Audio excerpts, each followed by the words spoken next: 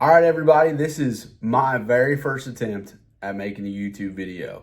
Ricky is on vacation for a whole month, so it was time to see if I could do it. I don't know if you're gonna like it. I don't know if you're gonna hate it. You know, it might be somewhere in between. So just drop in the comments below of what you think about this train wreck, and let's get into it. A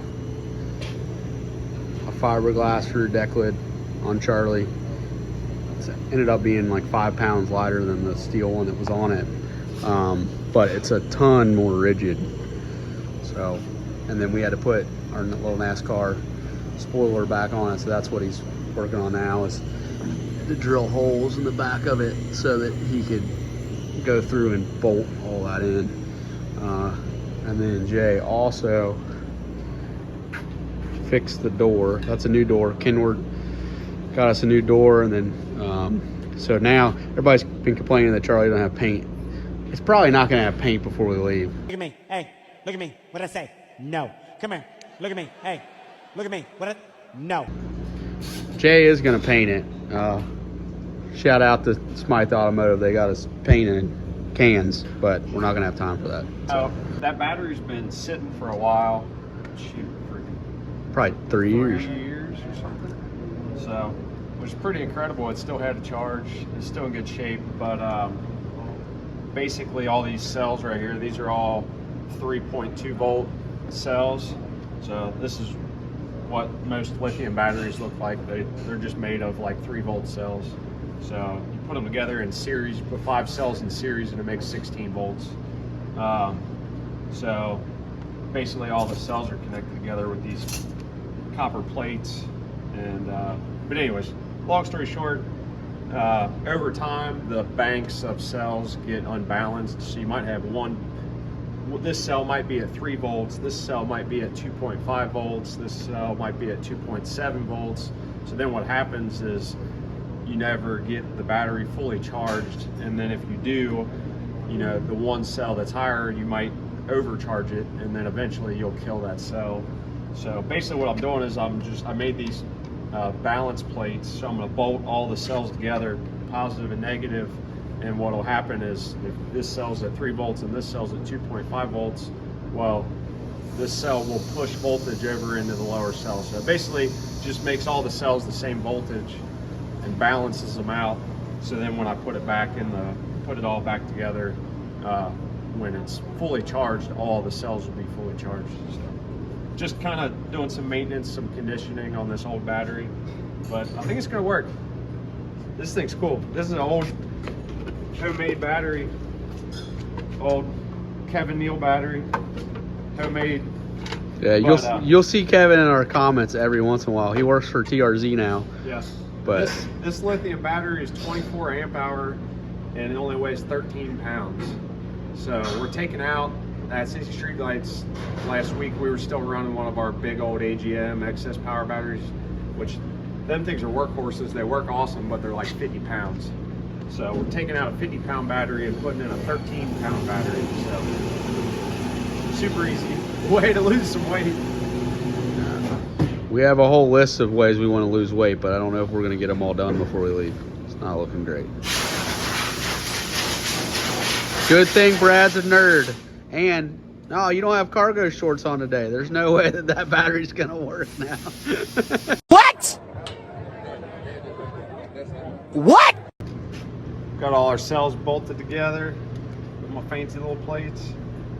Now you're not going to, are you going to use them plates in the battery, or that's just to balance it? If we put it in here right now, you'd only have a 3.289 volt battery.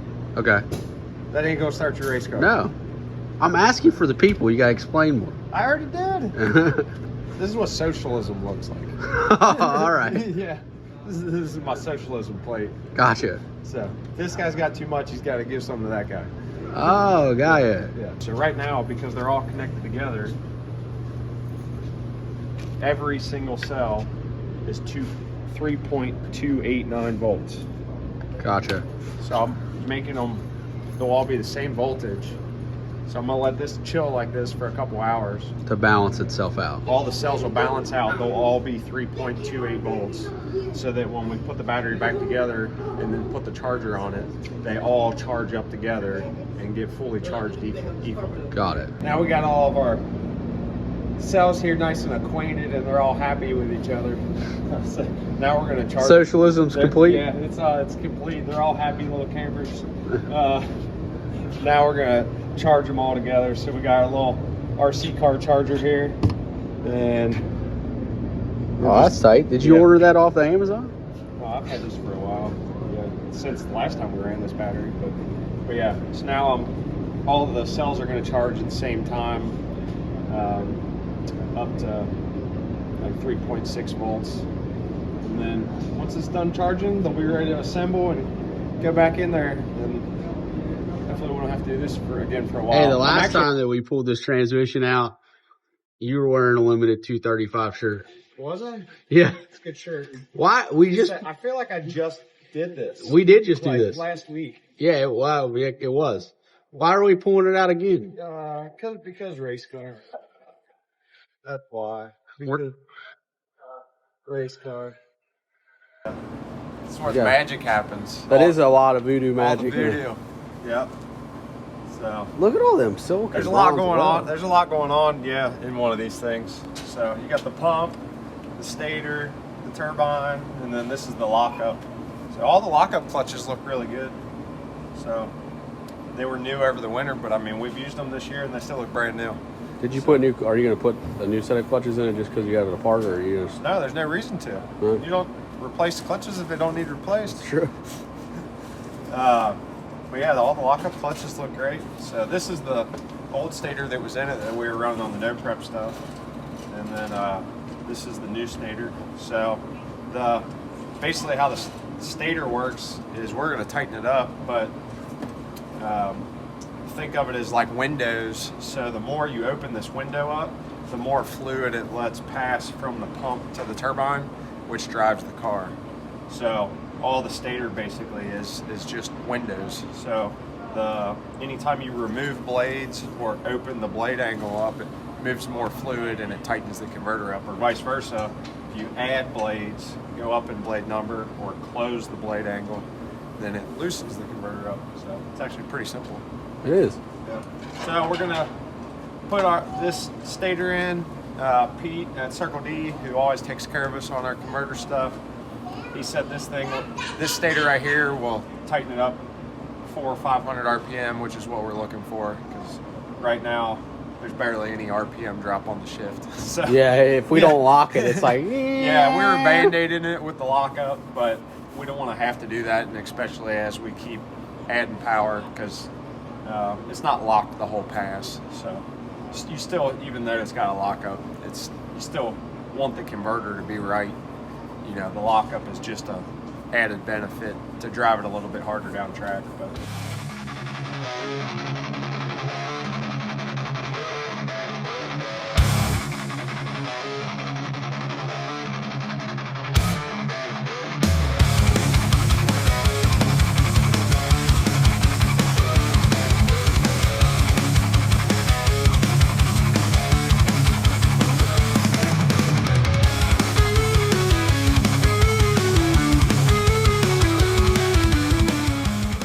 this right here is a box of manipulating the rules.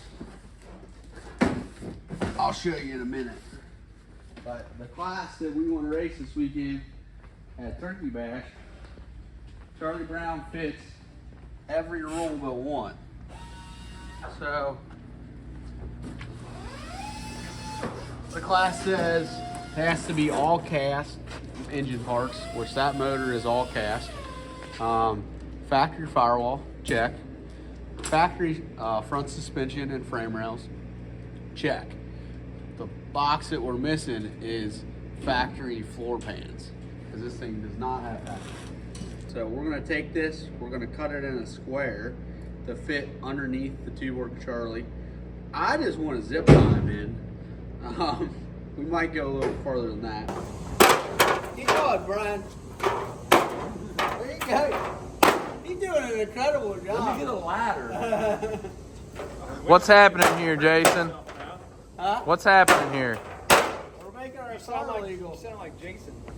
Yeah, we're. I learned from the best. It's making it perfectly. How you doing? As I can't hear you. I got my ear. always, like, share, subscribe. I honestly think that side's gonna. This side's gonna flatten out better. Keep stomping on it, Ryan. Look how big is it? This flat right here. Hey, Brian, do you think you could do this to the front end of a Camry?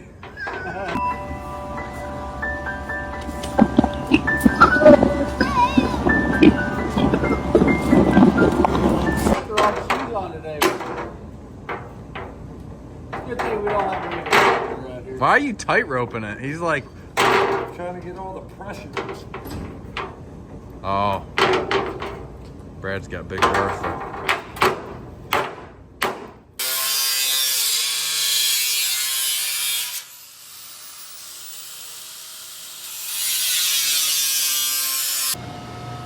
Illegal?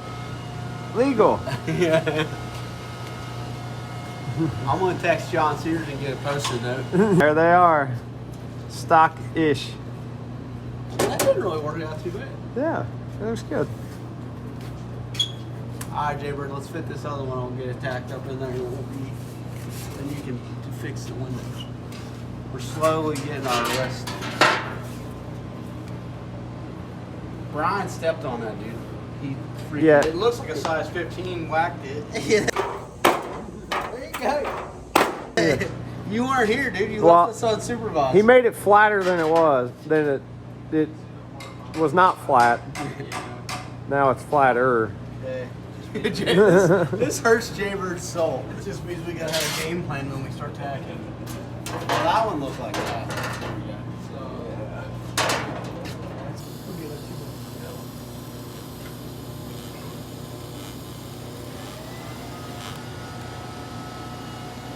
Pan number 2.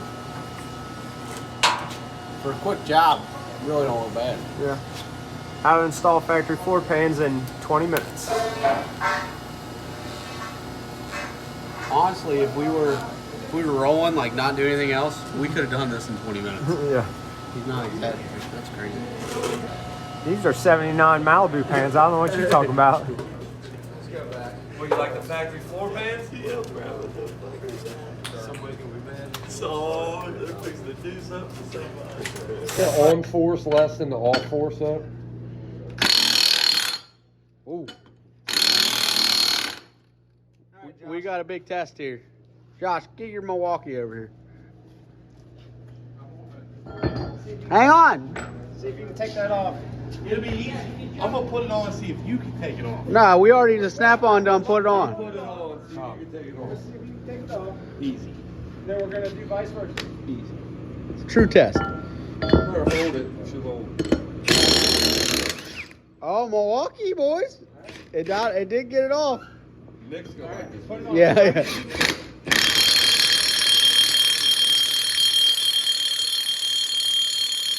Jeez. Now see if the snap-on can get it off. I mean, this is. Oh. They're about to call me even. That shit. Run it back. Run it back.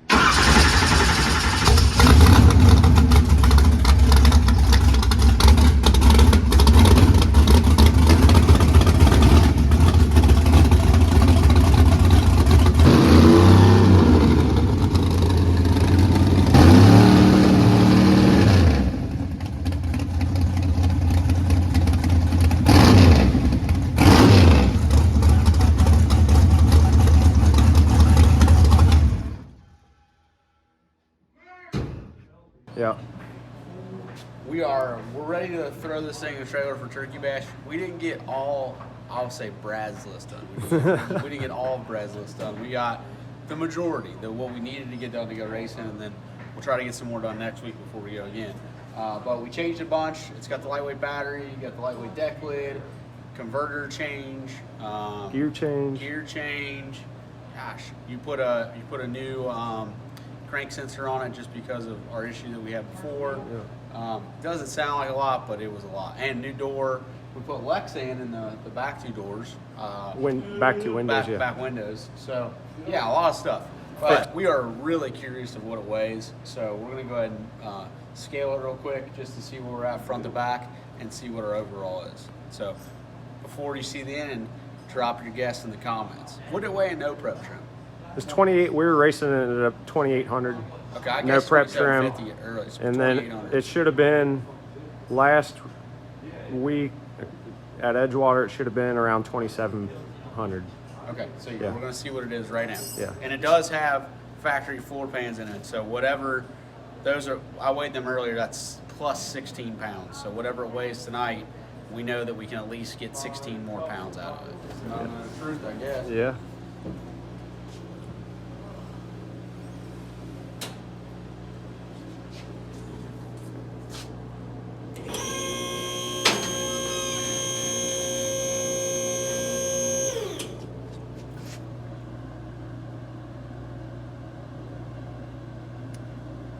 $26.60. Oh, not bad.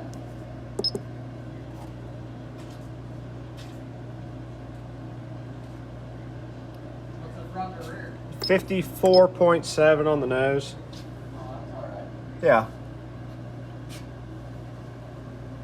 2660. What do we get with the floor pans? That's 16 pounds. Yeah. So it'd be right at 26.50 without the floor pans. Neutral this guy out. All right. Neutral there. Neutral. Check and see what the scale numbers look like that.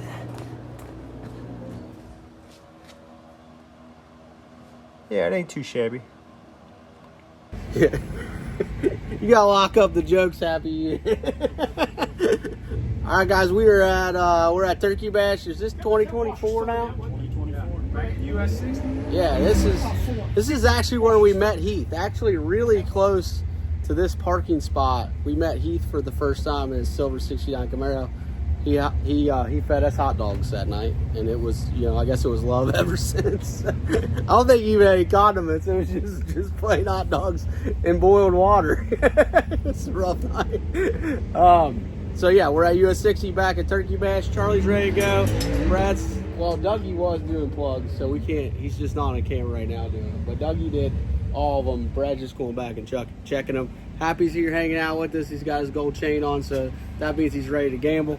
And yeah, we're gonna send it down through there. Hopefully a lot of times today, so that we can get this new piece dialed in. And by the end of the day, we're on way more than just one system. So let's get it.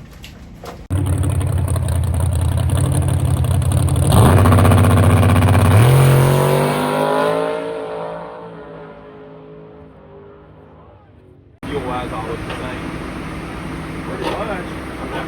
There was one plug over here. That's 6. 5. That was a little yeah, it matches like number 2 and 4 over there. Yeah. The rest of them kind of matches there.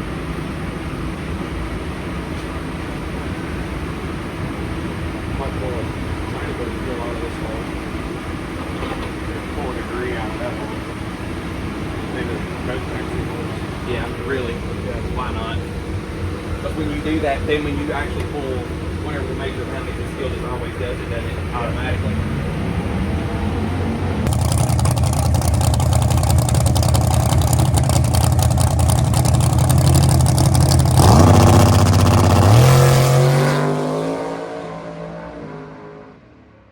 Nitrous cars suck because you have to be super patient.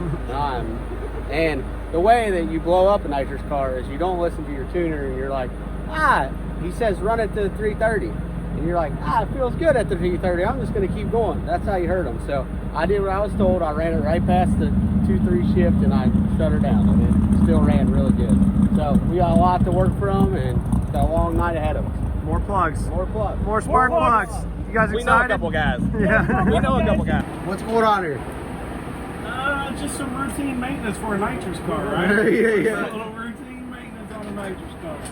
Well, look at the rockets. Make sure everything's tight. Everything's good though. Yeah, it was good. Not a bad lick. Not a bad lick. I can't say how good of a lick it was, but it wasn't a bad lick. And your name's Happy, so you're always happy. We had a little bit of oil on number 7 plug, so, but it was like fresh oil, like happened after the pass. So we're gonna pull that valve cover off and see if maybe we got like a rocker arm stud that's dripping oil down into the runner or something. So more investigation. So I'll let you know. Yeah. So we decided to get in this free entry shootout because, like we said, it's free. So you might as well. We drew our buddy John Warren. We haven't seen him in a long time, just because we've been running slicks and he runs on radials. Big block Pro Charger car. He just told me that he's had that car since he was 16 years old. So that's really cool. I believe it. I don't think it's all steel all glass anymore, but it was for a long time. So that thing's fast. They call it the nuclear banana. So hopefully we don't slip on his banana. That's a terrible joke. Hopefully he doesn't go nuclear. Yeah. That's it. So yeah, let's get it.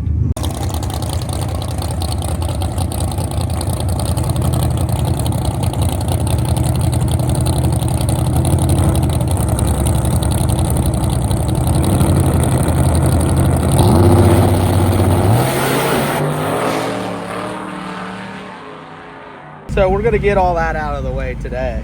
I was a little early. I was 17 last pass, so man, that sucks.